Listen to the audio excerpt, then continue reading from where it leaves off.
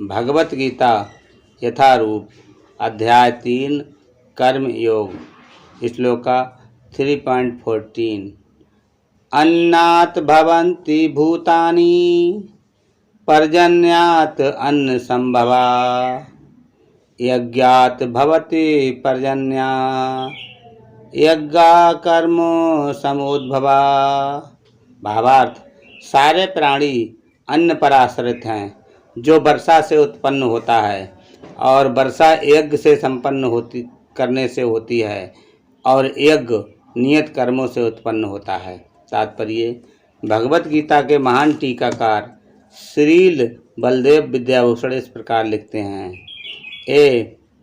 इंद्रांग्यन्तयावस्थितं यज्ञं सर्वेश्वरं विष्णुं भवच्चर्ये तच्छेषमस्यन्ति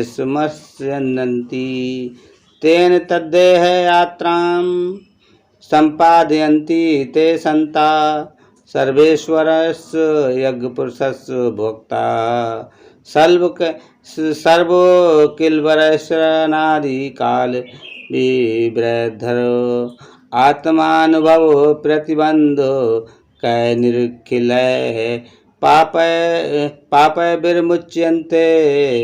परमेश्वर जो यज्ञ पुरुष अथवा समस्त यज्ञों के भोक्ता कहलाते हैं, सभी देवताओं के स्वामी हैं और जिस प्रकार शरीर के अंग पूरे शरीर की सेवा करते हैं, उसी तरह सारे देवता उनकी सेवा करते हैं। इंद्र, चंद्र तथा वरुण जैसे देवता भगवान द्वारा नियुक्त अधिकारी हैं जो सांसारिक कार्यों की देख रेख करते हैं। सारे वेद इन देवताओं को प्रसन्न करने के लिए यज्ञों का निर्देश करते हैं, जिससे वे अन्न उत्पादन के लिए प्रचुर वायु, प्रकाश, जल प्रदान करें। जब कृष्ण की पूजा की जाती है तो उनके अंग स्वरूप देवताओं की स्वतः पूजा हो जाती है, अतः देवताओं की अलग से पूजा करने की आवश्यकता नहीं होती है। इसी हेतु कृष्ण भावना भावित भगवत भक्त सर्वप्रथम कृष्ण को भोजन अर्पित करते हैं और तब खाते हैं। ऐसी विधि है जिससे शरीर का आध्यात्मिक पोषण होता है।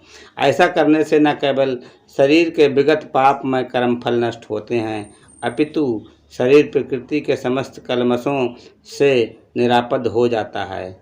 जब कोई छूत का रोग फैलता है तो इसके आक्रमण से बचने के लिए रोगाणु रोधी टीका लगाया जाता है। इसी प्रकार भगवान विष्णु को अर्पित करके ग्रहण किया जाने वाला भोजन हमें भौतिक संदूषण से निरापद बनाता है और जो इस विधि का अभ्यस्त है वह भगवत भक्त कहलाता है।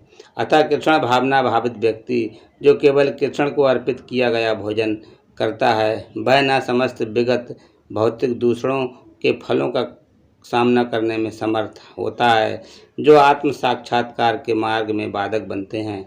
इसके विपरीत जो ऐसा नहीं करता, वह अपने पाप पूर्ण कर्म को बढ़ाता रहता है, जिससे उसे सारे पाप फलों को भोगने के लिए अगला शरीर कुकरों सूकरों के समान मिलता है। ये भौतिक जगत नाना कल्मशों से पूर्ण है और जो भी भगवान के प्रसाद को ग्रहण करके उनसे निरापद हो लेता है, वह उनके आक्रमण से बच जाता है, किंतु जो ऐसा नहीं करता वह कल्मश का लक्ष्य बनता है। अन्न अथवा शाक वास्तव में खाद हैं।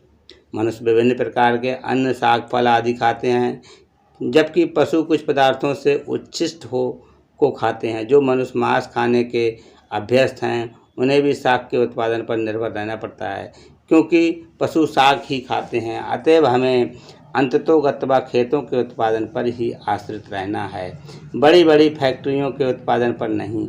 खेतों का ये उत्पादन आकाश से होने वाली प्रचुर वर्षा पर निर्भर करता है और ऐसी वर्षा इंद्र, सूर्य, चंद्र आदि देवताओं के द्वारा नियंत्रित होती है। ये देवता भगवान के दास हैं। भगवान को यज्ञों के द्वारा संतुष्ट रखा जा सकता है, अतः जो इन यज्ञों को संपन्न नहीं करता उसे अभाव का सामना करना होगा।